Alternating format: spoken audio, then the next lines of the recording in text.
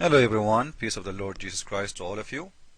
In our videos always we like to expose for you the propaganda of Muslims and why we say Muslims are the number one crime for Muslims is sexual crime because they are oppressed. They are oppressed. Islam make you oppressed man, make you an animal.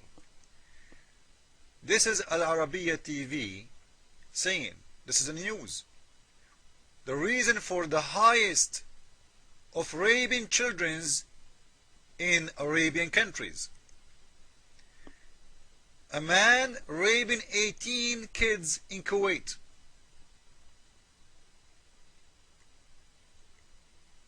We go down. All of it is about crime, by the way. Raping kids in Morocco. 52 sexual crime in Egypt alone. 52,000 sexual crime in Egypt alone. 52,000 rape in Egypt in the year 2006. And the Muslims, they are telling you that Islam will make you better, when their religion and their countries is countries of crimes.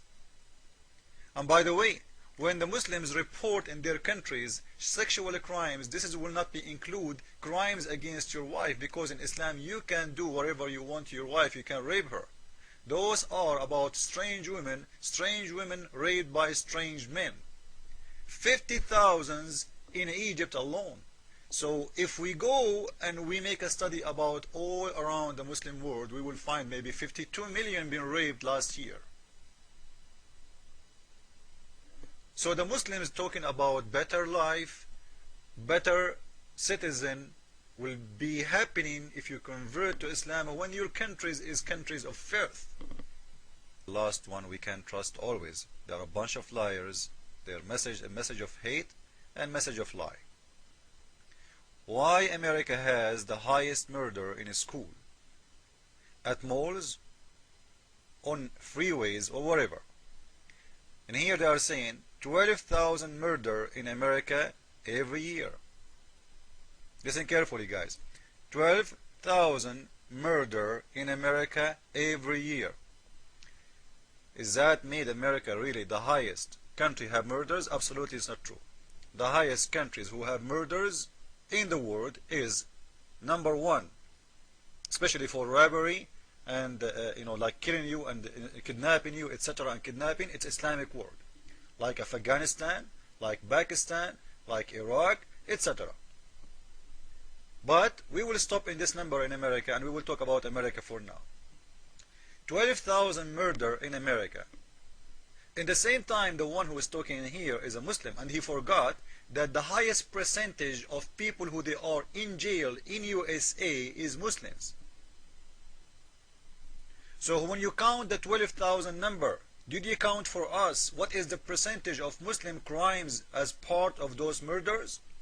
As long you are number one customer for people who they are in jail in USA, how come you are counting the number in American one you want? You don't count it in Muslims the one you want. Is it true that number one customers and the highest percentage of any ethnic group or any religion is Muslims? You Muslims are hypocrites. And you know what? We can go and we can search, all of you can go and search and see the percentage of Muslims in jail in USA, and you will be scared how it is.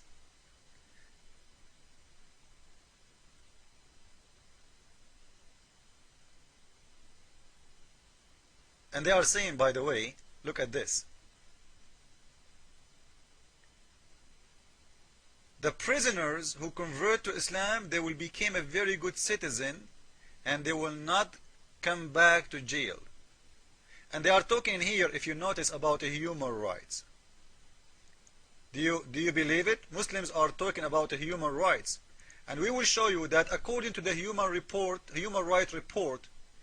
Rights Watch, that number one enemy for a human right is Islamic organization. All of them with no exception. Muslims are fighting for a human right? Is that right?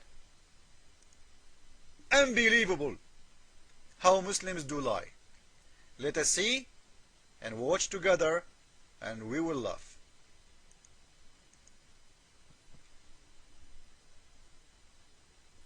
Imagine what can you do to me. You can do to me, right? Let us see what we can do to you. We will expose you liars.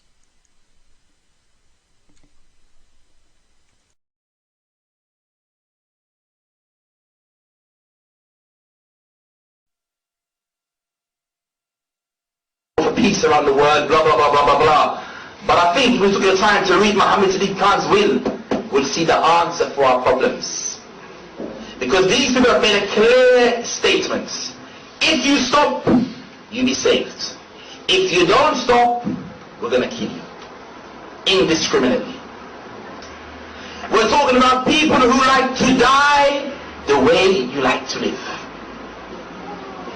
You know what that means? For the journalists especially. Friday night, they've been working the whole week, now they're going to spend all their money on the booze. Friday night was a Kuf night out. Or Kufar, they go on Friday. They go to the pubs, they go to the clubs, they drink, they vomit, they lose all their sanity. That's their life. And you love that. They're like the animals. Belhum adul. Allah said, no, they're worse. Because animal never does that. Only Kufar do that. Is George W. Bush and his sidekick Haman, Tony Blair.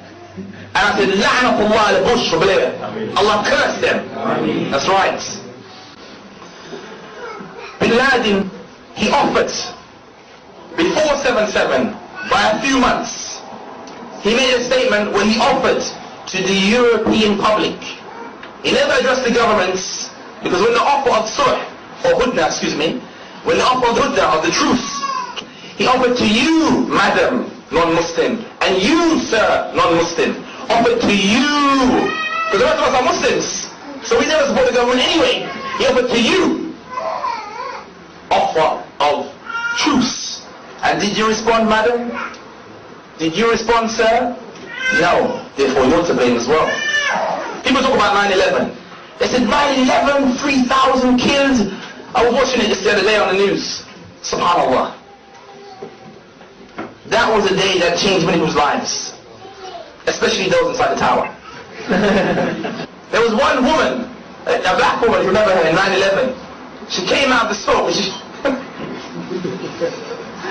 I'm gonna cry. It's so touching, honestly. She came out and she said, she was covered inside dust, smoke, and she goes, I was here the last time as well. That's not a lie. It's so touching. Otherwise, who knows what could happen? 7/7. Because I believe, and it's only my own view, from surveying what's happening around the Muslim world and what's taken place in the UK over the last year, I believe attacks in the UK are very likely. And I refer once again to the chief of police lands, stop supporting those tyrant regimes, and then maybe then, just then, as Bin Laden said in one of his statements, the offer of truce was there for all of us. If we had risen in the UK and shown that we're against the government, maybe there would have been no 7/7. But the destiny is in your own hands. If you make the effort, I'm sure. But remember, there was one Japanese or South Korean, he came to Iraq, and when he was captured by the terrorists, we don't support terrorism, captured by the terrorists, what did he say? Did he have a stiff upper lip? Was he brave? He said, I don't want to die. Do you remember that? It was a very heart-wrenching time. Human Rights Watch's annual World Report. This document, some 556 pages, looks at developments in 73 countries plus the European Union. Among the major challenges that we outline in the report are the ongoing crimes against humanity in Darfur, which we have all known about for too long and have done too little to stop, the continuing sectarian violence in Iraq, the resurgent killing in Afghanistan, Syria, Egypt, and Iran, the persistent problem of terrorism, which we view as an inherent affront to the most basic human rights principle that one never attacks civilians.